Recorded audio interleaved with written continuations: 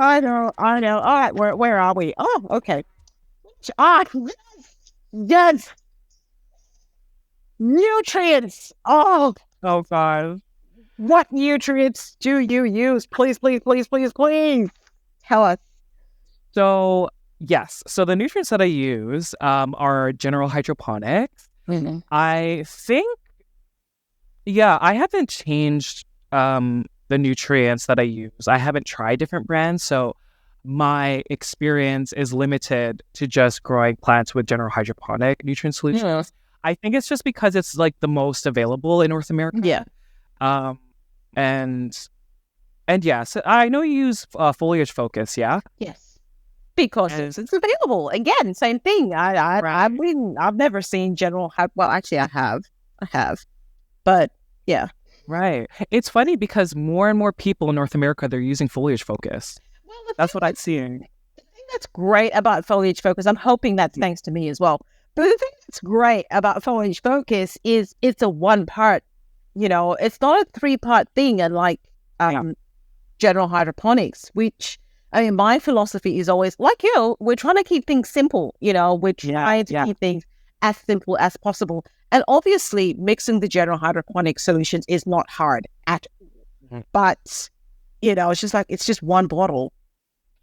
Yeah. And that's like the selling point of foliage Yeah. focus. Like, Yeah. I mean, it's more simple, and that's what we want when we're growing so many plants. We want Yeah. it to be as simple as possible.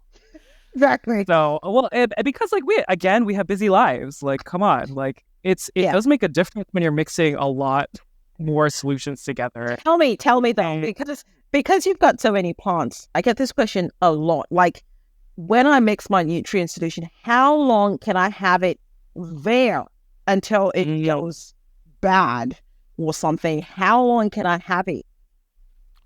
see, I get that question a lot as well. So okay, so I think because like we know how much we need to change like nutrient solution wise for plants, we make like just enough or like maybe a little bit more. I mean that's at least what I do. But Never like, enough. never enough. Yeah, and that's all. I like hate when that happens. I'm like, oh damn, I was so close. Gotcha. Just have water for today. Yeah, oh my god, it's so true. Then you forget about it for another like two to 4 weeks. They're like, oh god. Yeah, but okay, so how long? The leftover nutrient solution, sometimes I'll like dilute it a little bit and water my plants in pond. And so like for me, the nutrient solution is not sitting for longer than a week or two. But there was a situation, I think closer like to springtime, so like March, April, where I made too much, and that solution sat for 4 weeks. Oh, But here's the thing: I don't know how available the nutrients are at that point, and so I don't tend to like to use them with my plants in Leca. Like sometimes I mean dilute it and like water my plants in soil at that point. They get the leftovers, plants and soil. Um, but I don't know. You know what? I hear different things because before, um, if I had my nutrient solution sitting out for 2 weeks, there was this foul smell. And obviously, there's other factors like did I clean the bucket properly? yeah. Was there constant contamination with me reaching in with my hand or whatever vessel I'm using? But ever since and people think this is just water and you're just buying water, but ever since I started using HydroGuard with my nutrient solution, which is not general hydroponics, I'm forgetting, I think it's Bonneticare. I don't know. It's that I can't help you. I but it's supposed to like it comes with like a beneficial like bacteria that kind of like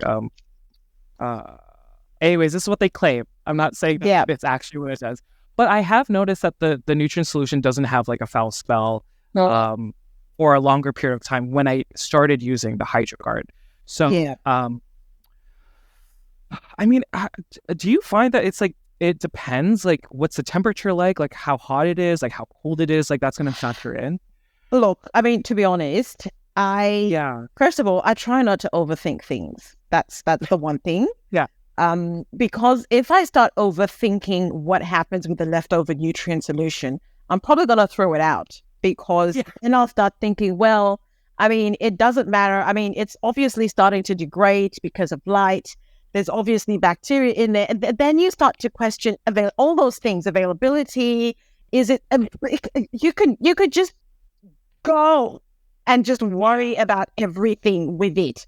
So, and so for me, because I have so many plants anyway, I never have enough nutrient solution. I'm always having to make more. And if I do, maybe it'll be there for like a week or two and I'll just use it. Okay. Because life is too short and because plants are a lot more resilient than we think. And because next time the plant will probably get some fresh nutrient solution and it will be fine. I'm not saying go and do that. The best thing, obviously, is to use fresh nutrient solution all the time. But I'm just saying it shouldn't be such a deal breaker that you're so obsessed over the fact that your nutrient solution was there for 2 days. Yeah. I used to be more like you. Did you hear me? I was going off. I was like, if it's too old, maybe I'll put the bit soil malt down, dilute it a little bit. Maybe it's contaminated the availability. Like I was going off. Yeah, all those things are true. That's the thing. All those things are true. And now that you've established that all those things are true, what are you going to do about it? You're going to throw it out. Because if you don't throw it out, then all those bad things will happen. But will they? Because, like you said, plants are really resilient. Waste your time having this whole discussion about all the things. What happened? So just live your life. No, I know. I need to take your advice. This is a personality trait of mine. I'd like try to think of like all these things. But this. And I need to let go. You do need to let go. But how much nutrient solution do you make in one batch? Like liters.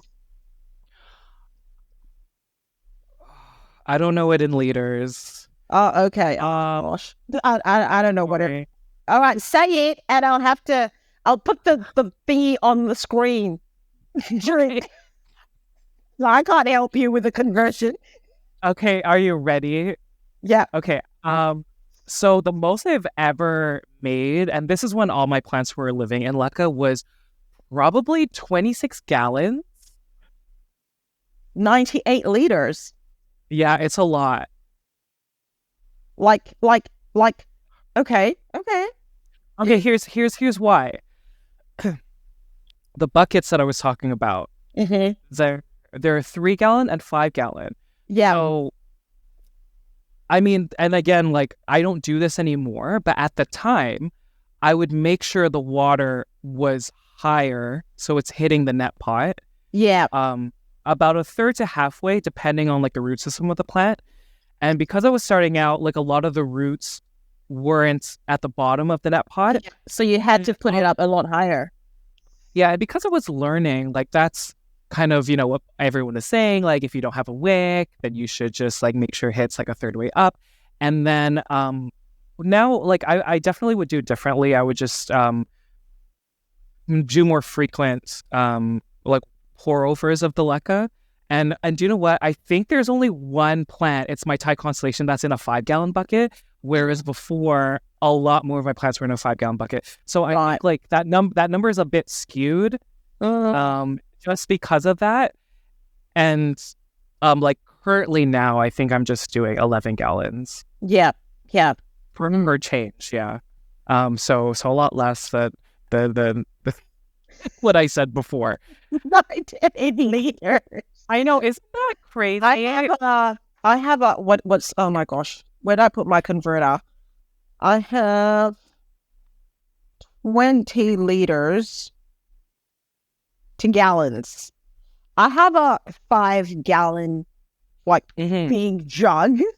And then I got 3 gallon ones as well. And sometimes I will have to do the 5 gallon one like 3 times. Mm-hmm. And I keep telling myself I need to go and buy another one. Yeah. Because I can't just make my nutrient solution with a 20. That's nothing. That'll do less than half of the plant if I'm doing all of them. I go through a fair bit of nutrient solution. Yeah. So I think like now we have comparable volumes when it comes to like before. That's true. That's true. Yeah, but again, I do have. I mean, like this one, she's living with. I don't even know how big that thing is. So, and of course, they drink a lot. So if you've got heavy drinkers as well, that reservoir is going down really, really quickly. Yeah. Yeah. And there you go. Do you find, because it's winter now, where you are, correct? Mm-hmm. Do you see like a huge difference when it comes to your plants uptaking water? Oh, for sure. For sure. Yeah. For sure. Definitely. It's so much nicer in winter. It's so much nicer in winter because there's less watering, but then again, there's not as much growth. Come spring and summertime, when I will water my spider plant and I will come back the next day and the bloody thing is dry. And it's like, what? Calathea, spider plants, and these two things just do my head in. And during that time, I just fill the reservoir up right up to the top because I'm like, I don't care. I'm just going to give just maximum. Root me fine because all this will be gone anyway. Exactly. And it's true. I do that too. I'm just like, you're going all the way to the top. Exactly. I'm coming back here tomorrow. It's true. Yeah, it very much happens. It's, oh, shucks. So now, you've told me that you use general hydroponics. What additives do you use? Do you use any additives? Yes, for sure. So I do the 3-part Flora series, Flora Micro, Grow, and Blue. And then I use CalMag supplement, as well as Diamond Nectar, and then Rapid Start and HydroGuard. So what is Diamond Nectar? So Diamond Nectar, I'm going to get this wrong. It's a type of fulvic or humic acid. Ah, okay. Yeah. Mm-hmm. I don't know if it's specifically just that, but it definitely has like that component. So it helps with like the absorption of nutrients. Yeah.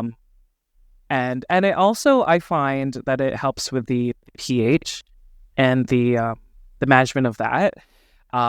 My plants generally swing to the more acidic side after like a few days or weeks of the solution, which is kind of what I prefer because I found when my nutrient solutions were swinging more basic, I saw it in the foliage. I know that plants in general, obviously plants are different, like different plants are different and the growing conditions will differ, but plants do like slightly more acidic growing medium. So I think that's why my plants have been okay. Yeah. But for example, if I don't add the Diamond Nectar to my mix, it goes so basic after like a few days. So that's why in my environment, at least in my experience, that's why I use it. So that's why. So what you're saying, it looks like you check the pH of your plants after you put the nutrient solution in the plant. Yeah. So these days less than before. When I remember, I was like, okay, I want to know how much, and it's changing. How much is changing?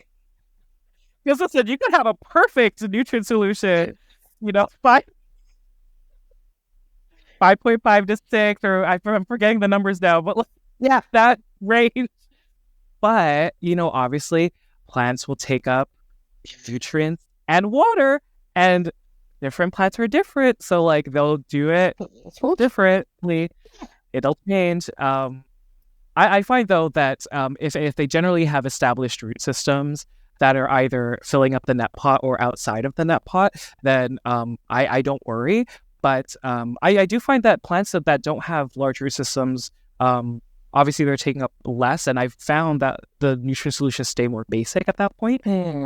Which still isn't the end of the world. Like there's still like young plants, but pH is such a controversial. Do you find this controversial to talk about? pH is a very controversial thing to talk about, but I'm not scared of controversy. And first of all, our water here is very good in Melbourne. So I check my pH when I'm just mixing my nutrient solution. It's just foliage focus only, and I'm not adding things like silica or whatnot. I'll check my pH.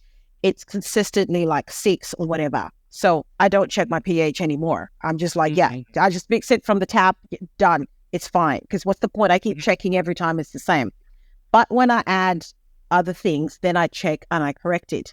What I do not do, however, what I have never done is then gone to check the pH after I've put the nutrient solution in the plant because of what? See, it's my mind again when I'm like, okay, I got to make sure. But it's the same thing. Let's apply logic to this, right? You've put that nutrient solution that you pH corrected, right, in this reservoir. The minute it leaves that container where it was pH tested, that pH is going to start changing. There's light. It's being absorbed. What are you going to do? Are you going to start adding the pH up or the pH down to the nutrients? And what are you doing? Okay, so remember back in the day, I don't want to use that. Remember when people were saying like add water in between? Yeah. And it like brings it back? Like, so for example, in my complete like care of plants and Leca, that guide that's up from like 2 years ago, I included that in the video. Do I still do that? No. And and you're totally right. Like, it's going to change. It is going to change. Again, to your point of like worrying about everything. Like, what are you going to do? What are you going to do? I like this. This is helping me. At the end of the day, the only evidence you ever need is the growth of your plants. 100%, yeah. If your plant isn't happy, it will tell you immediately. Yeah. I remember, I think the first time I added silica to my solution and I put it in oh my God, one plant just died. It was just like, I'm not having this. And I've heard that. Yeah, it just cocked it. What? It was so unhappy. It was like constant, like the next day. It was just, if your plant is really unhappy about something, it will let you know. And something that gradual, and that pH doesn't change like in a second. It's so gradual. The plant knows how to survive. Yeah, exactly. Yeah, you're right. Oh, yeah. You're still gonna check your pH, aren't you? What? Oh my God. Well, I'm curious. It's like too much information. What do you do with that information? It's true. Yeah, you're right. I just let go. You should let go. You have to act on it. If the pH is like 4.5, you're gonna have to do something. Yeah. Then, but here's if the thing. if you're adding water, what does that do with the concentration of the nutrients? And how do you ever actually get it to the pH level that you want? But it's not only about pH. We're talking about pH in isolation from the EC. Yeah. Which is a different thing. Oh my God. I don't even want to talk about EC because it stresses me out. So you see the solution? Just put your nutrient solution and walk away. Okay, I'll try. That's what you need to do. Okay. Okay. How much time do you spend taking care of our plants on a weekly basis? Ooh. Oh. You know what? I feel like I've cut it down quite a bit. Weekly, though. Okay, daily. Ooh, this is gonna sound like a big, like, amount of time, but I want to say like 2 hours daily. Well, I'm okay. As creators, we create content. So, like, sometimes when we're filming a video, which is like sometimes the filming is 1 to 2 hours, we're still doing plant care. I don't know. That's how I'm thinking.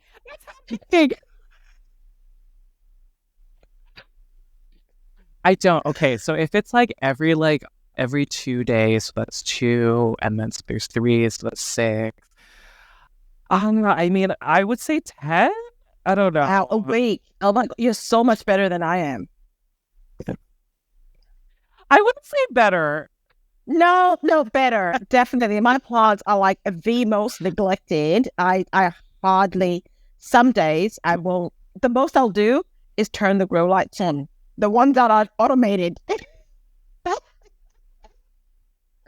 Which is one of the most important things. So you're doing the most. There you go. And then I'll be like, oh gosh, I have to turn them off again. And that's it. And that's what I love about semi-hydro, and then it really just comes down to just plucking off dead leaves, stuff like that. And then it's just really, oh, okay, reservoir is empty, that kind of stuff. So yeah, I know. I'm weird. And I'm thinking that 1 to 2 hours is probably just you staring at your plants. Well, I would say half an hour. Half an hour is that. But like, for example, like one of my favorite things to do with plants is propagate. So like, originally at the beginning of the year, I was going to start selling propagations in the summer, which is now. But I kind of like made the decision to like pause that. But because of that, now these propagations are getting like too big, and now I have to like repot or like it's a whole thing. So I think the propagation aspect takes the longest out of everything. That would take a lot of time. I don't propagate, so I think that's where things. No, I do not. Why? Why do you want to propagate? Then you've just got more. Exactly. Where do you put them? That's why I have a lot of vertical shelves in bins, and they're so cute. Like, look at Shine. Can I show you? Yeah. Okay, so I have all these Hoyas that I started with 2 leaves. So there's some Hoya agnovagos. There's Hoya species Gunungatting. There's Petiolata splashes. And you can see they've grown so much. Isn't this exciting? And that is very exciting. I'm just thinking, damn, where do you put those things? Because when Hoyas start going, they go. You can see the tendrils. Yeah. Well, also, so I know you did this with Pete versus plants. Did you ask him that? Because he propagates all the time.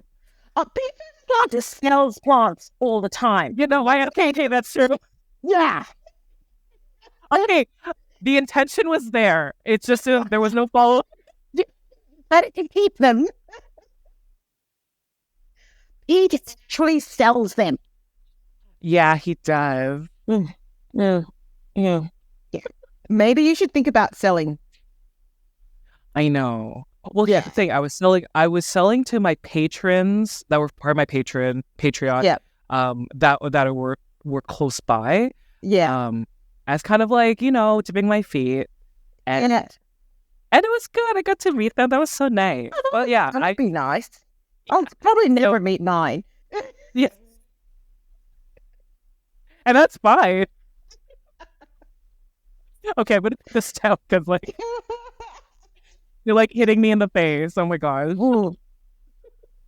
Okay, so what advice would you give to someone who wants to start collecting plants now? Ooh, okay. So, hi there. No, so do you know what? Like, it's hard because if you're even thinking about it, there's like some sort of excitement attached to that. I'm sure all of us can say like, oh my gosh, when I first got into plants, I like bought every single plant. I wanted a jungle. I saw this video. I saw Hakuna La Planta and he had this plant and like I want to, so, calm down. No, because, well, like, for example, like, when I started, like, a lot of the plants I didn't like. You needed someone to tell you to calm down? Yeah, I did. That's why I'm doing it here. Well, like, because now, I think it really should, like, in your core, like, you need to buy a plant or want to grow a plant because you like that plant.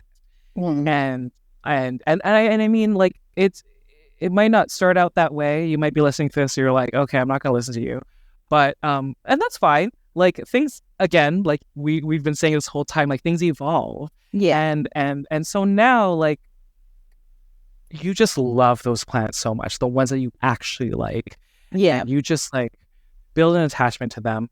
But when we're looking at care, though, like, I do want to stress, like, the lighting. Like, regardless what medium your plant is in, Leca pond, arid mixed soil, whatever, you have to have the proper light. And that is, like, something that I will just, because everyone's focused on watering, because a lot of people have plants in soil, arid mixes. Everyone is focused on watering, and, like, Have you been talking to Daryl? yeah. Listen, I'm a huge fan of Daryl. Oh, just, I don't know. I like how he explains things, and it's at a level where I can understand it, and just, that's kind of like what's rooted in how I don't know if that made sense, in how I grow plants now. Yeah. And It does. so, like, yeah, and so, like, when people are like, oh, I can't grow plants because of my windows are, like, not great, I, like, tell them to, like, try, like, supplemental lighting, and, like, I don't lie. I know there's a lot that are blinding, but there are some, like, Soltech Solutions has a few that are just, I don't own them, I've never tried them, but I've seen them, and they're just very, like, Yeah, they're very. I've got a Soltech in that lamp over there. I've got one of their bulbs in there. yeah. It's pretty cool. It's not in your face. It's not too bright. It's good. Yeah, no, it's what I open with. I'm just very yeah, I'm very just focused on the light first, and I really emphasize that first when someone is wondering about, like, can I grow plants in my apartment, or in a corner in the living room, and so, In you the know, toilet. knowing the toilet. Yeah, do you know what? Just, and another thing that's, I think, is so important, like, just knowing your environment, like, really understand your environment. Really understand also that plants are pretty resilient. I remember when I started, I was like, okay, I need to have, like, a portable heater, because the heat in Toronto in the winter is so cold, and, like, the moment my humidity would drop below 50, I would panic. Oh Well, man. I don't know if I've shared this with a lot of people, but when I started my plant journey, I had a bar cart. You know, the ones that you keep drinks on? Yeah. I kept my plants on that, and every night, You moved that. I moved the cart with the plants into my bathroom because it was humid.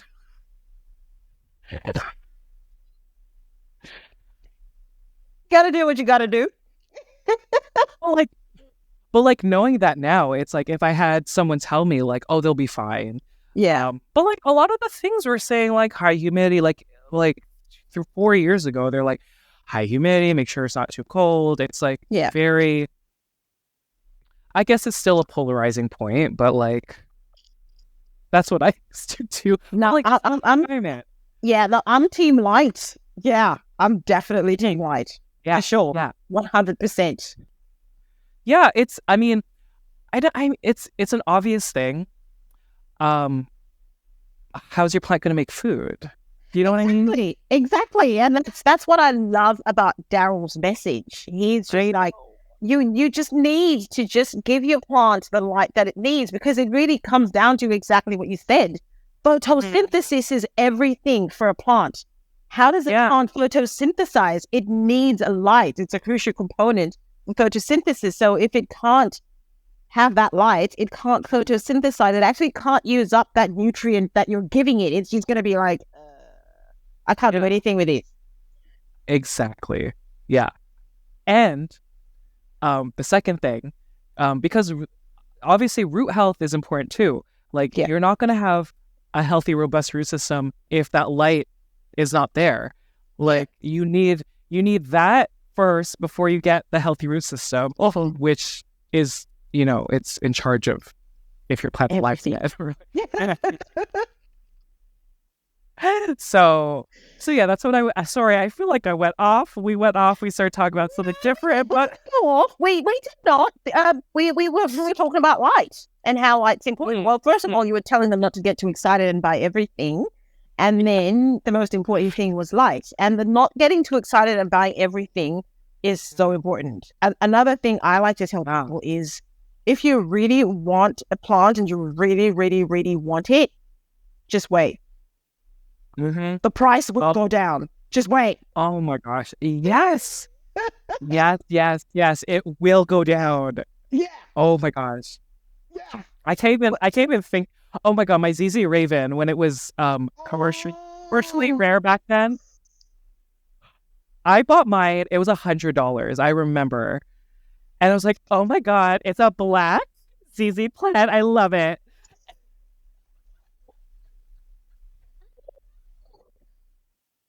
Oh, And now it's like, what is it? It's everywhere. You think that was bad? I was here in Australia reading about the black ZZ plant in America. Oh, God, when?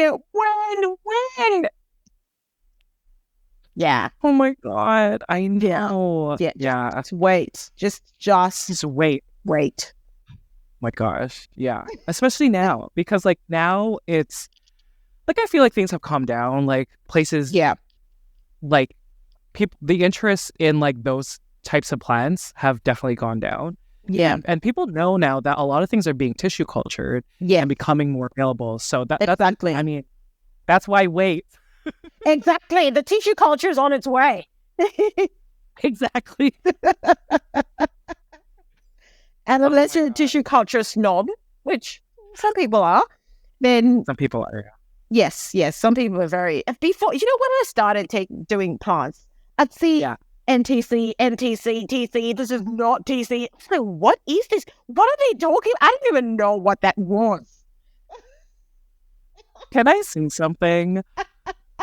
It bugs me so much when someone, and this is my opinion, it bugs me so much when someone is so just particular about that. I don't know. Like, for example, the Thai constellations are tissue cultured. Like, they're tissue cultured. Like, I don't know. It's weird. Yeah, it is. We'll leave that one there. Okay. I like that. Moss poles versus trailing. Pick your poison. Okay, I don't know if you know this, but I only started growing on moss poles in August of last year. So it hasn't even been a full year of me growing plants on moss poles. Which is good, because then you've got a very fresh opinion. Okay, that's true. Okay, well, before, tried moss poles. I hated them. Swore I was like, I'm not trying them again. And then I got introduced to like the D-shaped moss poles and tried them out because, do you know what, Kev? You didn't give it a chance. You need to try it. Why not? You know what? They have. I feel like we get so much hate. I like them with some plants, but with others, I'm just like, whatever. Like, I don't see the need for this. But like, for example, my philodendron branchiatum, because the leaves constantly get stuck, and since I'm wetting the moss pole anyways, that's why I do prefer having that one on a moss pole, and why I like having it on a moss pole. With like, I mean, my philodendron meldocrysum, it's another one that I do like on a moss pole. And it's just the idea of, and I know you talk about this a lot, like plants do not like being moved out of their like whatever, and they like feeling secure. So like when you're adding a moss pole, it's another form of like security for the plant, which will allow them to push out foliage because like they're home. Exactly, they're home, and so that's what I like about them. Like they're, obviously, like if you take care of them properly, which like for me, like sometimes it's not a thing, but because the roots will just die, they'll just dry out and die. Most, I think you'll find. But yeah, like if you take proper care of your moss poles, and I think they're beneficial for a lot of plants. Trailing. Here's the thing. I only like a few plants trailing. Like my Hoya Matilde, I love that trailing. Yeah. And Syndapsis, Yeah. sure. I think of both sides. I think like what I'm trying to say is like I do like moss poles rather than trailing plants. But there are some situations where I just wouldn't even bother with. Yeah. I think they are beneficial in a lot of ways. Yeah. But when it comes to like what I like doing with my plants and caring for them, it's just another thing that I'm just So very. if you're not using a moss pole, then what do you do? Do you like trellises or something? Well, like for example, this Glorious back here. So I actually did cut her back, but before, like she had leaves bigger than this one, and she kept pushing up bigger foliage, and it was just a bamboo stake. Yeah, it was just a single skinny bamboo stake, and so with plants like this, like I don't necessarily recommend a moss pole. They'll still achieve the large size, have a moss pole attached, yeah, but again, this is just based on my experience again, but I think when you're kind of toying with the idea of moss poles, think of like how you care for your plants as a plant parent first. Because like if you plop a moss pole and you're not going to watch it or water it or you know what I mean, like then that's going to do nothing. Exactly. That give you guilt. Yeah, so just like know like how you are as a plant parent first. If you're not going to do that, then like why bother? And then I would really like look at the type of plant, because like I don't think I would have achieved like my Brantiatum like this if I didn't have a moss pole. Like definitely, I've got one of those things, which is like the leaves are so teeny tiny, it's annoying. Yeah. Or like juvenile like philodendron melanochrysums, like those ones, when I grew them, I had a moss pole attached to it because, my gosh, the leaves just get stuck so much. So, yeah. So yeah, that's what I would say. I don't know if I answered the question again. But... No, you did. It's a trick question. Okay. Amazing. Okay, we're almost there, and you know what I want to see now. I'm not even going to ask the question. Show her to me. Yeah, please. Yes. Oh my God. Are you interviewing her? I have a moss pole. Oh, is that just to keep it moist? Because, like I said, I do. I'm part of the problem when it comes to keeping these moist. And so it's a strategy I do. Yeah. So yeah, here she is. She's very hard to show. Yeah, I know. But oh gosh, the shape of those leaves is just insane. Oh, it's if not the Thai constellation, like this one is just outstanding, and I just love I call them lobster claws. Yeah, they are. Now, question for you. I mean, would you have two plants on that moss pole?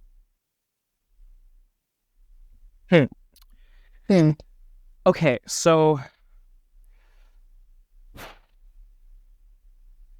it kind of depends on like how big the roots are. So like, okay, I'm saying that because I have it. I can't grab her, unfortunately, but I have my Monstera aurea small leaf on a moss pole, the same size as this one. So this is the largest that it comes. The roots have just really filled the moss pole. So plants like that, I wouldn't. Even though, like, technically, if you look at the stem and picture both two plants, I still wouldn't recommend it, just knowing the roots. Like Monstera roots specifically, like they're very like robust, but like a different plant like this Brantiatum, there's so many plants attached to the moss pole. Exactly. So I guess for me, it depends on like the width of the stem, also like how big are the roots and how they'll look when they start maturing. That's kind of a factor that like it's not a lot. I have one of my Rhaphidophores, my Pertusa is up a moss pole, and the roots aren't that big that are in the moss pole. So I had 2 plants, but I was like, they might compete. So I took one out and just kept one. So I kind of just like look and observe first and then decide then. But what do you do? I do like the 2-plant look most of the time because I like to fill the gaps. You know, you've got the 1 leaf there and the 1 leaf there and another one going there. So you've just got leaf galore. Yeah, I love that look. I love that. That's why I do that with my Brantiato. Yeah. That's why she's... Yeah. There's multiple. There's probably like, I don't know, like 8 that are attached. It's beautiful. But yeah, I guess it depends. I could never grow that plant. I don't know why. Listen, this plant is a lot. Do you see I'm hitting it? Because I'm mad at it.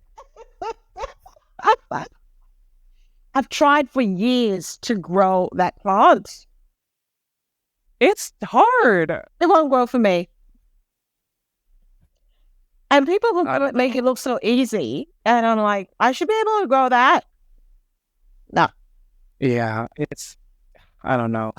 Have you ever owned a philodendron Burley Marks Flame? No? Okay.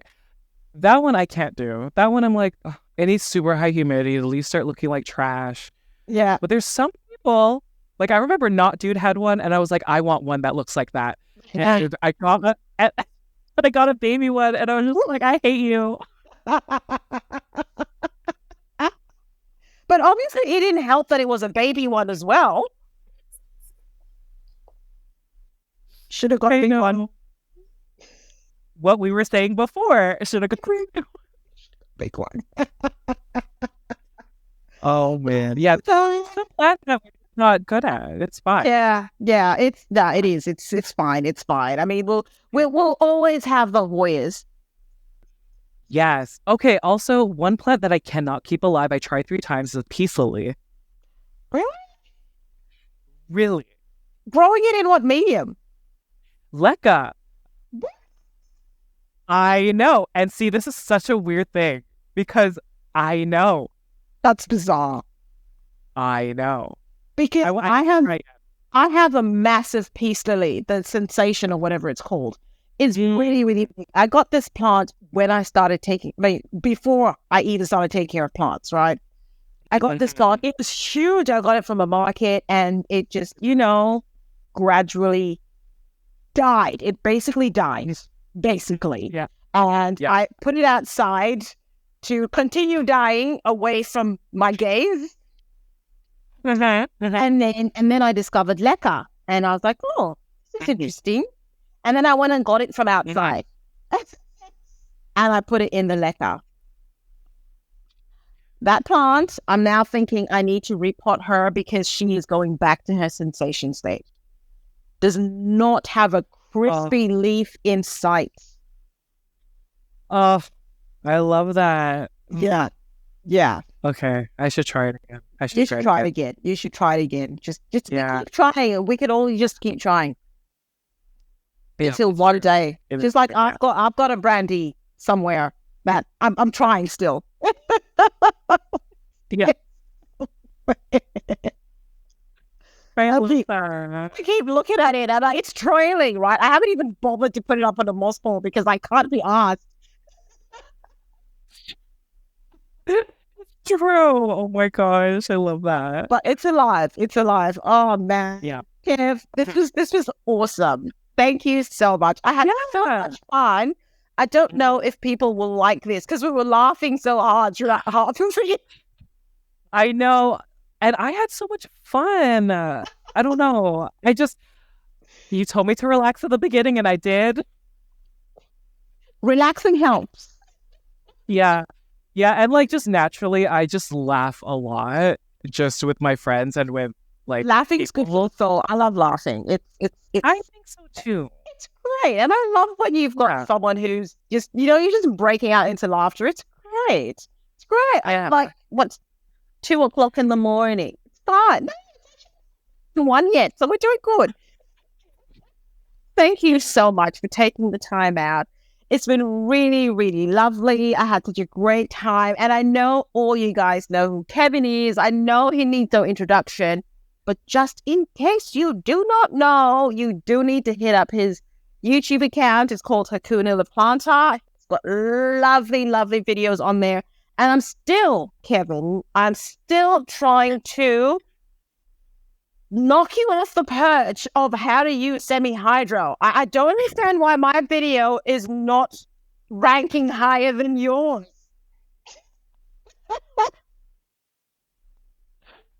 Oh my God. YouTube's an interesting platform. It does whatever it wants to do. Oh, you didn't even do half the stuff you said on there. But come on. I know. I'm fake. Everyone call the Leca Queen. I'm fake. It's I don't like, for example, soil, pond. There's no Leca plants. I know. He's such a fake. But there you go. He's the poster child for, what is that?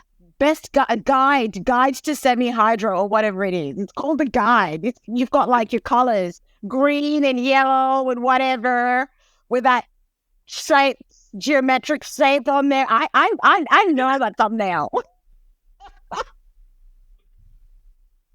I totally know what you're talking about. Yeah, I know you do. Oh my God.